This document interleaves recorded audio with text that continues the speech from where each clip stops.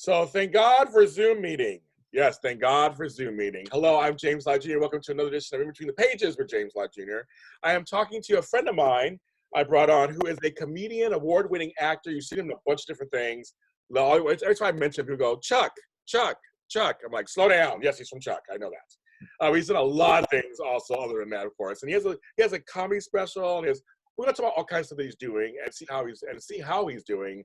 My friend with the three names like I have, Mark Christopher Lawrence. How you doing? I'm well, thank you. So I mean, you know what? This is day 16. I have been at home. I have not seen nobody and no one. Wow. My brother lives here, but other than that, I have not left my premises. I have not left my compound in 16 days. Mm-hmm. So but I'm fine. I mean, I have a big house, I have a big yard. I'm very blessed. And I've been doing interviews for the last 12 of those 16 days. So I'm talking to my friends, so making my day go by fast. But how are you doing? How are you staying sane? All this. I'm good. I'm just first few days I slept a lot. Okay. And then once it's funny because I realized after those first few days that I must have been really sleep deprived because I was sleeping more than the cat. And cats can sleep. Cats can sleep all day long. Cats sleep 18 hours a day, and I was sleeping. Wow. And then once I got past that point, then I found myself staying up really late, or to the wee hours of the morning, going, you know what, this is counterproductive. Yes. So I've just been working on stuff, and I'm working on an album with a friend of mine. Trying to get a gospel hymns album out. Oh, good. And so we're working on arrangements right now. Yeah. I have my keyboard and my microphone back there. I decided to create my music, so it's all. I know how it is. Get the music out there. I'm working on a new album myself. But no, I'm very happy for it because I know that, as you know, with me, everything just stopped. We work in Hollywood, and you do travel a lot. You travel a lot. And I always laugh because of your selfies with sleeping strangers on the planes all the time. But you have to go to his IG. It's hilarious. But I can see why you're tired. You travel a lot, different time zones and different weather. I mean, you're always running around. Yeah, I think that part really beats you up on the travel. The different time zones beats me up. And I try not to get off our time zone when I'm traveling, just so when I get back home, it's not so hard. But it gets difficult. It does, and that's for me too. It's the time zone stuff, especially when I go back and come back. It's not so much if I just go a time zone over. It's not that bad. When I get to 2-3 hours ahead, I'm like, coming back it's tough. Eating, sleeping, everything are thrown off. And I'm like, I try not to deviate too hard on the time when I'm gone. It's always easy. So now so for you, as a traveling, you're an actor, so Hollywood shut down, it's one thing, but you are a traveling stand-up comedian. That completely shut down. So how was you at first? You had things planned, of course, obviously you always have stuff planned. So how was that for you? Yeah, I had a very heavy, mid-March through mid-May of stuff going on. I was up for a couple of movies that we were going to shoot, and then there was possibility of doing a guest star on a pilot. All that went away, and then I had some corporate events that went away, and then every day, another comedy gig falls off. I mean, literally every day I'll get an email. Hey, sorry, doesn't look like we're going to be able to do this one. Let's try to reschedule sometime. We don't know when, but we'll get back to you. And so, and then I hadn't scheduled a lot of stuff in June, because I was figuring I'd take a little break in June and maybe do a little vacation or something. So now, mid-March through June, I got nothing. Wow. Wow. So it's like, what do you do? How do you sustain? How do you keep yourself going? And, like we said earlier, thank God for residuals. Yeah, so sometimes I get a few checks here and there. I get some royalty checks, and I do like those. what's funny about this situation is that, or not funny, but just what the interesting situation is that we're all going through it. So it's not just like a few of us are going through it or one industry. Right. So it makes it weirder because it's like everyone's going through it. And I almost forgot Right. how connected we all are. I almost forgot about that, how one Right. thing feeds the other, you know. And so you're going through that too. Right. That's great. It's crazy. So then what do you, was there panic at first? Or are you a person who panics? Or are you a person who stays calm? Or what do you do when? No, because this business has always been sort of up and down, you know, and I think years ago when I made the decision to just be an actor / comedian, you know, I knew that there would be times when it was thin, and so I tried to diversify myself and being able to do a lot of different things in the industry. Mm-hmm. And now I'm actually starting to branch out from the industry and do other things that I like and try to things to pay me. So I don't panic when I'm not working. Okay. I just try to look ahead and go, how can I fill in the gaps when I come out of this? Yeah. You know, how hard am I going to have to grind, and what do I need to start trying to set up now to make this section be okay? I'm glad you said that. I've been trying to tell people that. I'm like, you know, now's the time to, you know, for introspection, for reevaluation. It's time to like work on some things you couldn't work on because you were busy. Well, now you're not busy. Now you can work on it and set up for when, because eventually we're going to be back to something. I mean, I don't know what's going to look like yet, but it will be some semblance of normal. You got to go back to work. Are you ready? You know, when it all comes bombarding at you. So I guess smart you said that. I like that a lot. Well, some of the things that you are involved in, and it's one thing I've been wanting to ask you this. I forgot. I've interviewed him like 2 or 3 times, and I've never asked him this, and I've been curious. The crazy woke Asians thing, and you're like one of 2 Black people. I'm like, I don't even understand what's going on. What is it? How'd you get involved? Please explain. So there's a comedian named Kiki, and she has a podcast that's really funny, Kiki Funny Mama, something like that. And she, I did an interview on her podcast, and she said, you know, I do these comedy shows, crazy vocation comedy shows. I would love to have you on one of them. And so I said, sure. And so I go up to LA and I do one of the shows, and clearly one of these comics is not like the others. Yeah, I was like, it was really funny. Yeah. Yeah. And so since then I've done 2, and so they just sort of embraced me as a token. I like that. It's very cool, actually. That's very cool. And I was like, and apparently I'm pretty funny to Asian people. So there you go. I'm like, you're not Asian. I was like, you're not Asian, but okay. I had Asian godparents. So I had an Asian godmother, and so it's very funny growing up. I used to go to the backs of Chinese restaurants in Los Angeles, and and all these different things. And I call her mommy, and they're like, mommy, and all that kind of stuff. So I understand kind of the Asian Black thing. It's kind of interesting. Right. That's very cool. That's very. Well, cool. And I have a lot of Asian friends. I think my favorite comedian is Asian, Paul Ogata. He is crazy funny. Yeah.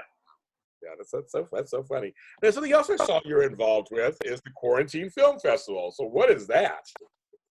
So I did a film called Sleeper Agent, and it was Leland Clausen, this comic out of Canada, and the director Nathan Blair started this Quarantine Film Festival. He calls me up one day and he says, "Hey, I have this idea about doing this film festival, you know, while we're all quarantined, and I'd like for you to be one of the judges. Would you be interested in doing that?" I was like, yeah. And so basically people submit their film, you know, and we judge them, and people win stuff. Wow, okay. But it's all done online right now, obviously, because we're not. Yeah, it's all online. You're not screening anything. And he's getting sponsors and stuff, so I think there'll be some sort of prizes involved, so it should be fun. What kind of films are you looking for? Anything, I think. Clearly Nathan is a faith-based director, so probably stuff that's family friendly. Okay, very good. Now I know for you, you do a lot of clean comedy, and you go to churches across the continent, kind of. Like you're in Canada, you're down here. So explain to people who may not know who you are, what does that mean for you? What does clean comedy mean to you? What do you talk about? Well, I mean, I talk about, any and everything that doesn't include body parts and, stuff that's graphic in nature, graphic sexuality and, things that, you can sit down and watch with your whole family. And so and no cussing, right? And no cussing. Yeah. Even in my club act, I don't cuss. So, I think for me, I think you have a broader reach when you work clean. I think you can work anywhere. I used to open for Robin Harris occasionally, and he told me one time, he says, "Hey, always write clean." He says if you write clean, you can work anywhere. He says if you have a joke that's dirty by premise, there's no cleaning that up. So it was a big note for me, and that's what I've been writing ever since. Well, you always think Plus, about go ahead. I was gonna say, plus I started doing comedy when I was in 11th grade, and I couldn't be out there cussing because one of my mother's friends would have heard it. They'd have been, "Girl, I was out at the comedy club last night, and that Mark Christopher came and he slinging all these dirty words. You might want to have a conversation with him." They would tell. They would tell. Before I got home. Yeah, exactly. Back in the day, speaking of clean comedy, I always laugh. I said back in the day, that's when every parent was in charge. You couldn't say to them, "You're not my mama." If I said that to any parent, they'd have permission to pop me in the mouth, and then my mother would pop me in the mouth for saying that to another adult.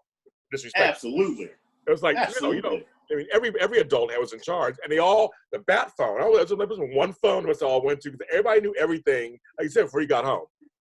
Yep. Did wrong, but how do you guys all know already? Like, I didn't tell anybody. How that happened? Right. Yeah, I remember getting beat down 3 times one day for the same thing. It's like the person that was there and saw me do it beat me, and then they handed me off to another neighbor, and then next thing you know, my mother got home and beat me too. Exactly. For embarrassing her. Yes. You didn't act right. You didn't act right. Never did that again. Okay. See, I don't know what to do. Not saying you should beat your kids now, but it's a different time period. But we're saying this kind of for a joking reason, but it did shape me into how to respect my elders. I mean, that's something that's lost these days anyway. Well, let me say this though. I mean, like right now, while we're all quarantined, I would say go ahead and beat your kids. The Child Protective Services is closed. Sure is. You're free. You may do what you want. If there was a time to beat them, now would be it. Nothing's going to happen to you now. You don't have to worry about there. That's so funny. But it's funny you say. I just remember there's a lot mined in clean comedy. I always think of Jim Gaffigan, of course, who's major in that realm. He's hilarious. Every time he said, anybody can relate to him. You say something that's clean but honest, and anybody can relate to it, right? That's the whole point, isn't it? Yeah, and I think I try to write close to myself, things that happen to me, and I think people tend to enjoy laughing at something that's funny, that's relatable, that's not happening to them at the time, because it makes them go, my life is a little messed up right now, but it's not that. Not that, exactly. They do. And I think people also I know comedy is mostly observational. That's what you guys do, and you reflected back on us. And we like to see it. We want to see ourselves in those comedians and going, "Oh my God, yes!" I'm sure for you, when you look out in the crowd, someone's shaking their head, you're like, "That's a great feeling." Going, they're getting it. They're getting it. I'm talking about. Yeah, well, I do a joke about shaking hands, which I haven't done since February. Yeah, I guess. And it was my new favorite joke, because after the show, everybody would come up to me after shaking my hand. Oh, how funny. Because the joke was, I could tell a little bit about you by the way your hand feels in mine. And so after every show, it's like somebody was like, "Okay, what can you tell?" And I was like, "That's hilarious." That's hilarious. I like that. It's comedy that continues even after the show is over. Yeah. Well, I don't think I've ever asked you this either. I mean, maybe I never asked you this either. Do you write new material for each show, or do you keep certain things and write certain? I mean, like, how do you do that? No, I write all the time, and so generally what happens is I get bored with a bit, and I stop doing it, and I put something else in, And so the act is always changing. But what I do for every show is I write, depending on how much time I'm doing, I write an outline for that show. So then, like I can go back and look through this book of outlines. If I end up playing the same place somewhere, and I can look at the outline that I did the last time I was there and change it up. I like so that. they're not seeing the exact same act. Okay, I have a question for you. So when you do stand up on the road, what is the average time you get? Is it if I'm headlining, it's usually 45 to an hour. Okay. On the this last tour I did in Canada, it was a date night comedy tour. Yes. We did about 40 minutes, roughly 35 or 45 minutes, 40 minutes each, because we played a game in the middle. So one of us would start and do 20 minutes. Okay. And then the other one would come up and do 5 or 10, and then we play sort of like the game, what's that thing that Steve Harvey hosts? Family Feud? Yeah, it was like Family Feud, but it's men against the women. Yeah. Okay. And then after that's over, there's an intermission, and then you come back, and one of us would do like another 15, and one would close the show with 20, and then talk about relationships and close the show. Yeah. Is it easier to, again, I've never asked you this question before. It's very fascinating. Is it easier to write for a smaller, shorter set or a longer set? Longer set. Okay. Short sets, like I'm a storyteller. My act is comprised of stories. There you go. And so that's one of the reasons why I never tried to get on like Last Comic Standing or anything like that, because they generally give them like 90 seconds. Yeah, exactly. It's so quick. I know. I got nothing for 90 seconds. No, but bump. You can't do that. You can't do that. Yeah, I'd be in the middle of a setup and my time is over. So for me, because the stories, when I write them, I'm writing stuff literally right out of my life, and I'll embellish them to make them funnier. But the stories are long, So I think probably my shortest story is about 5 minutes. Got it. 7 minutes.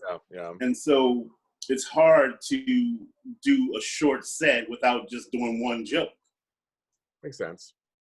So then breaking it up, it just doesn't feel good to do. So I don't really like doing short sets, but sometimes you got to go get the money. Okay. You're like, you'll do it. You'll do it. I'll do it. Right. But like when this is over, if you got a check, I'll come get it. If you only want 10 or 20 minutes. Okay. I'll come get it. He's not saying he won't do it. He's not saying he's going to turn it down. He's telling you, he's like, I'll be there. I will be there. I will be there. I understand that one. Have check will follow. Yeah, I think the longest set that I've ever done was 75 minutes at a church. Okay, so I want to ask you, stamina-wise, how is that? Because I've done speaking engagements that were, I think the longest I've done was 60 minutes. Then some questions. Yeah. I don't ever think I've ever done 75 minutes or like 90. I've never done that long. How did you keep that going? The first thing I said to them was where did they get that number from? Because it's an odd request. Because usually it's 45, 60. Or like if you're doing a cruise ship, they may want 90. Oh, yeah. So you do 2 45-minute different sets.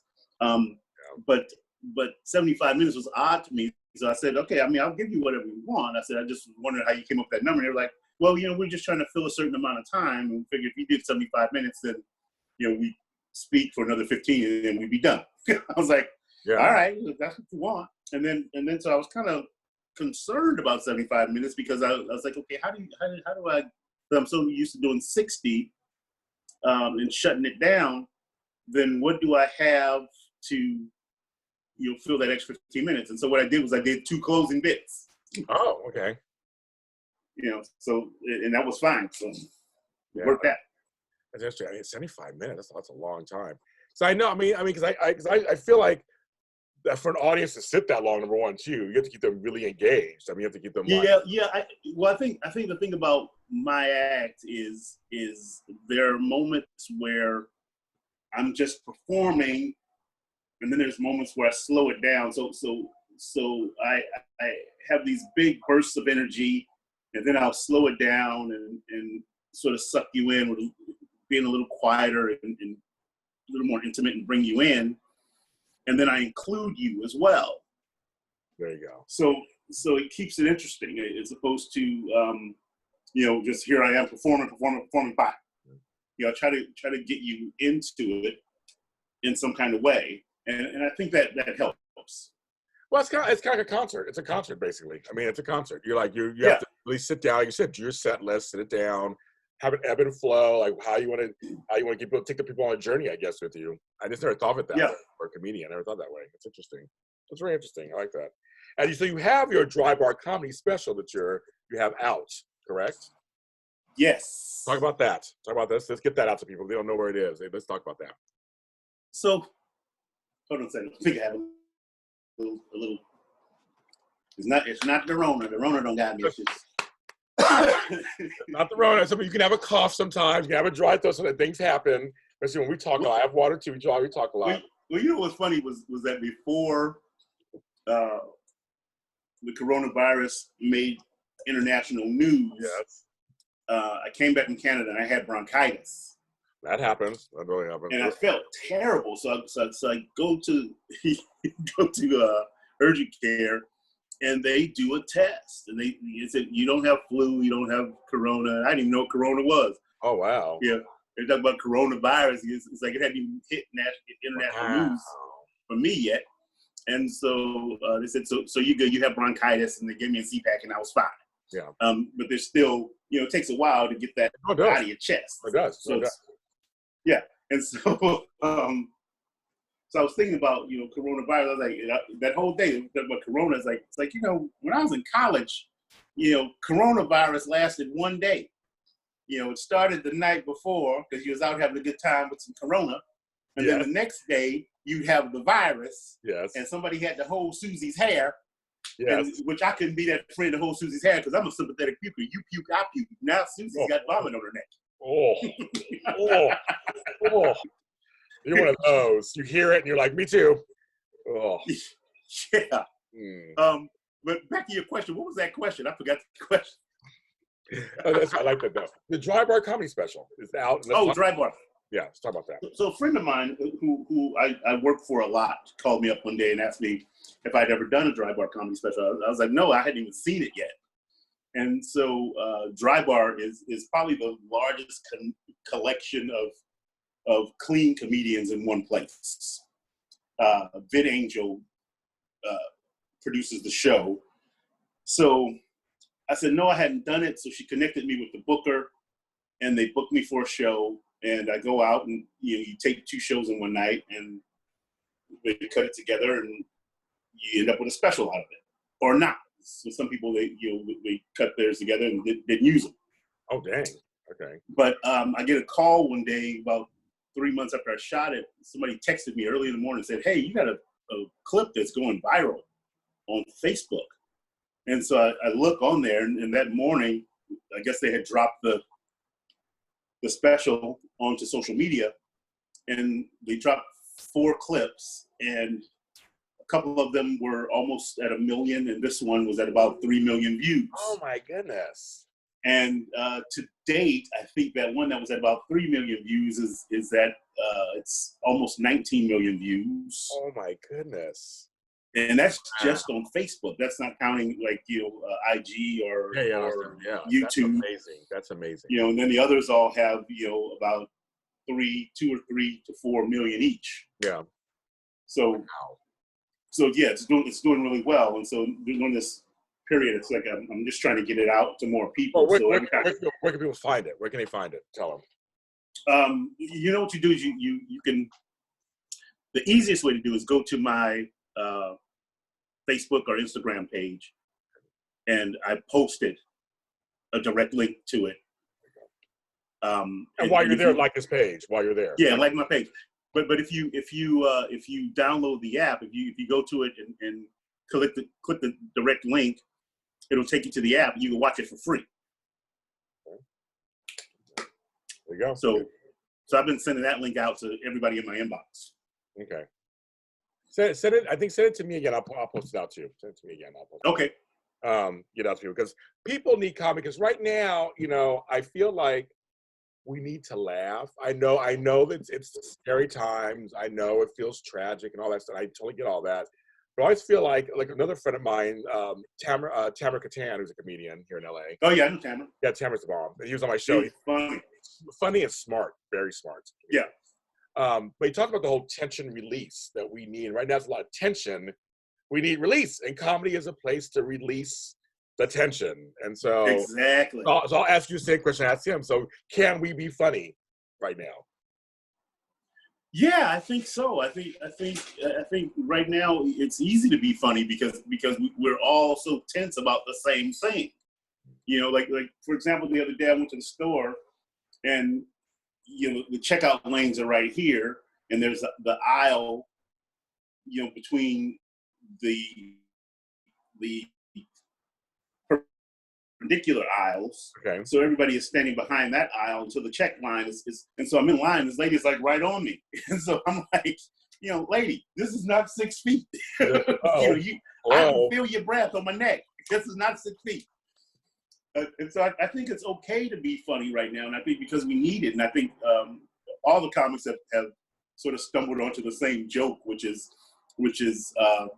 you know, people are going to come out of this in a few different ways. One, some people are going to come out great cooks because they're cooking online every day. You see somebody showing them some stuff. Yeah. Some people's stuff, you know, you probably don't want to show that, but okay, you know, you'll get better at it. Some people are going to come out alcoholics because they're showing all their drinking habits. Yes. And then some people are going to come out of it knocked up, you know, because they don't have much else to do. They're going to be dropping names like, yes, like COVID with a K, you know, what's the baby name? Quarantine. KWAR. Yes, exactly. QUSH. Yeah, exactly. You know, COVID, COVID. Yes, exactly. 19, but spelled out. Yeah, exactly. Yes, exactly. And COVID with a Q. Let's say QW. Because we as a people, we like to throw that Q around. Yes, we do. It's a letter that we use a lot for some reason. I met a kid the other day, Tyrone, with a Q. He said, my mama said the Q is silent. I tell your mama the Q is stupid. Totally. Oh my God, I love it. I love it. Yeah, no, I believe that comedy can heal us and comedy can carry us through. And I used to watch my parents and grandparents when they would go through tough times. We were poor, and they would actually make jokes. And it's kind of like I see what that means now as an adult. I get why it's a long history, and our people especially have had to like laugh through a lot of stuff, and you know that's how Dozens was born and things like that. I mean, we had to do exactly. Keep us. Well, you said a very interesting thing, that comedy is healing, and I had a year. The first year I did Chuck, I did an episode of Chuck and Heroes during the same week. So I was working on Chuck during the day and working on Heroes at night. So literally I was getting about 2-3 hours sleep. And ever since I did the Heroes thing, I'd go and do a comedy gig, and if there was a conversation afterwards, like a talk back, then people would ask me if I was a superhero, what power would I want to have? And I always said I wish I had the power to heal. You know, even if it meant I can only do it for a year and go around the world healing people, and I'd have to die after that, I was okay with that because I've helped the world. Yeah. And so one night I'm doing comedy in, I believe it was Eureka. North, yeah. And this lady comes to me and said, she said, you know, you are a healer. She says, I've had some stuff going on in my life, and I haven't been out of my house in 18 months, and my friends drugged me out to this. And she says, and I haven't laughed. She said, I don't remember the last time I've actually laughed out loud. And I feel like tomorrow I'm going to go out and do something because I laughed so hard today and I feel so good right now that I think I can carry on. She says, you are a healer. So you don't know how you affect people until you affect them, which is one thing I love about this business. In all aspects of it, comedy and acting and everything. It's like there's always something. I did a Raisin in the Sun. I did a post about it the other day, back in 2012. And this lady comes up to me after the show with tears in her eyes and said to me, we just didn't get it right, did we? She was feeling convicted about racism you know, all these years later. Yeah. So we affect people with what we do, and I think as artists we have to keep that in mind. Even though people say, you know, I don't want to be a role model. You know, I'm not saying be a role model. I'm saying do your craft and do it with zeal and do it with love. Yeah, I have mixed feelings about that. I feel like you are. I'm sorry. You choose to be in public eye. You are a role model to some people. You should be cognizant of that. People look at you, and a lot of times people think you are the character, right, that you play. Right. You know, if I had a nickel for every time somebody came up to me and said, "Big Mike, I love you," on Chuck, it's like, yeah, my name is Mark, but thank you. It's just saying something to you, right? They're saying something to you. And for me as a host, I mean, they see me on these shows and they come up to you like, I love your interview with so-and-so. And I loved it. Like, you really don't know. Cause I said, like, you and I, we're in the trenches, we're working. There's baby kids. Hi, baby. Look at those whiskers. Cheese and crackers. Westwood. Those whiskers are something else. I'm just going to reach Westwood. Look at that thing. But it just, in all seriousness, I just know that it's one of those things where people will come to me and say, you know, somebody today said to me on Twitter, was like, James is such a good interviewer. He lets people talk. I love his interviews. Like, I didn't expect that. It's like, you never know who's watching and what I say to you. Because you and I are in the trenches trying to get work. We're trying to work. We're trying to work on well, you know, I mean, I've always said that I love coming on doing an interview with you from that very first time, because you don't make it feel like an interview. It's like we're having a conversation. Oh yeah, that's my style. I like that. And I think, but again, I just think you just never know. So people tell you stuff that you could be, one person could be watching you on Chuck or watching you on Heroes or watching you in a movie, and just your presence could be like a big black man on television or a big black man in a movie that looks like me. Great. I mean, you just never know. So I think people should always, whoever's in the public eye, all of us should just be aware of that. And maybe not saying you should run your life by them, but just like be aware of that. There's a voiceover job that I did. It's a book on tape called Alphabet. Okay. And it's based on a book by John Bevere. But I get an email into my Mark Christopher Lawrence website. Yeah. And this lady said to me, the piece is based on Driven by Eternity. Okay. You know, and so she said that she had lost her faith. She had a series of incidents that happened in her life, and she felt like God had abandoned her. And she said, so I walked away from the church and I walked away from God, and I just didn't want to have anything to do with it. And somebody gave her this 4 CD set, Alphabet, and she was listening to it in her car. And she said she got to the point in the piece where my character thinks he's going to hell and ends up not. And she said she had to pull her car over and sob. She said because she realized that, you know, God didn't abandon her, she left him. She says I was being challenged and I wasn't up to the challenge. And your voiceover performance emoted that for her. Yeah. Out of her. Wow. Yeah. So that's why I always say, you know, put your best foot forward when you're working, you know, because you never know how you're going to affect somebody. I agree with that. If you're going to do it right. That's what I'd say. Yeah. Don't come in there half done, half, whatever. Just do it. Do the best you can. Put it out there. You should be proud of it at least. And then you never know who's going to see it. And like I said, again, one set of ears, one set of eyes. I'm happy. I know somebody was getting mad the other day. They were like, I put these videos out and I get like 10 likes, blah, blah. I go, those 10 people liked it though. And those 10 people commented on it. That's still good. I mean, like, we want the 19 million. We want all those too. But if 10 people liked it and engaged with you, it's better than having 100 people like it and no one say anything. Exactly. And no one share it. I'd rather have 10 people share it than 100 not share it. So that's how I look at it as. Exactly. You know, I get, you know, the most likes from the silly stuff that I do. Oh, same here. Of course. You know, like the selfies with sleeping strangers. Those are good though. You find some weird stuff sometimes when you're on those planes. I don't know what's going on. I don't know how you're traveling. Well, I got to give credit where credit is due. Dustin Nickerson started that, and And so I did it and got addicted to it. It's like now I cannot get on a plane without doing it. I can't help myself. I love it. I love it. All right, that's why I mentioned in the beginning of the show. I love them. They're so funny.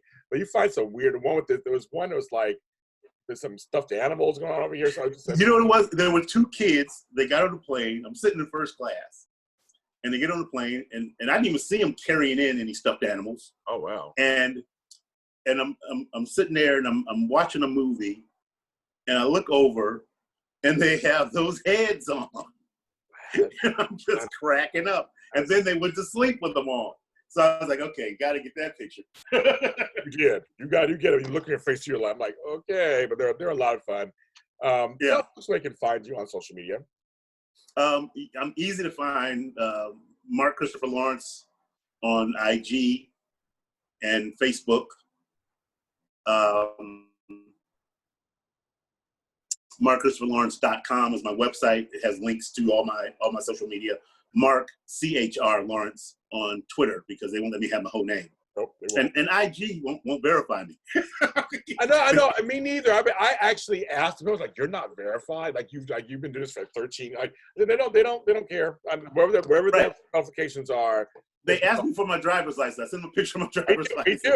Me too. And then they said, "No, denied." No, you don't meet all the requirements. I'm like, right. And Twitter wouldn't either. I was like, come on. Somebody jumped into my DM and said, "Hey, I can help you get qualified. You get verified on IG for $80." I said, you know what? It's not even that important to me now. No, yeah, exactly. I mean, exactly. I'm not going to spend $80 to get verified, but it's just kind of like exactly. Funny. You're like, you're not verified on Twitter. You have like 5,000. Like, no, nobody cares. I'm on TV. Right. I interview celebrities. They don't care. I mean, I'm just not verifiable or something yet. Right. So they said no. I'd rather spend that $80 on toilet paper. Okay. And wipes. And wipes.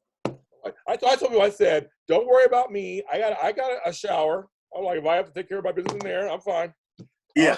I'm good. I'm good to go. But I got wipes. I got newspaper. I got whatever going on. We're good to go. Right. We're good to go. Thanks for being on the show, my friend. Thanks for having me, man. It's always a pleasure. We got to do sometime outside of work. We got to break some bread or something sometime. I want to. I definitely want to. Seriously, I want to. So when this is over, let's make it happen. Yes, we'll make it happen. And I'm a doer, so I'm gonna call you on it. I'm a doer. I'm like, let's do this. Okay, let's do it. We'll do it. And folks, it's In Between the Pages with James Lott Jr. We are everywhere on every streaming service on earth you can think of, from Spotify to iHeartRadio to Deezer, Google, Apple Pie, everywhere. When you find it, like, subscribe, comment. There's video versions on my YouTube channel, JLJ Media. Go ahead and subscribe there and check out all the other interviews I've been doing on there, of course. And then you can find me at James Lott Jr. on all social media platforms. That's where I'm at. I made it super simple for all of you guys too. And you can follow me on TikTok. I'm a TikTok star right now, apparently, posting things about Star Wars, being left-handed, and being a Gen Xer. Apparently that's getting me a lot of attention. So that's what I'm doing. But everybody, please stay safe. Please stay sane, and we will get through this. I'll talk to you next time.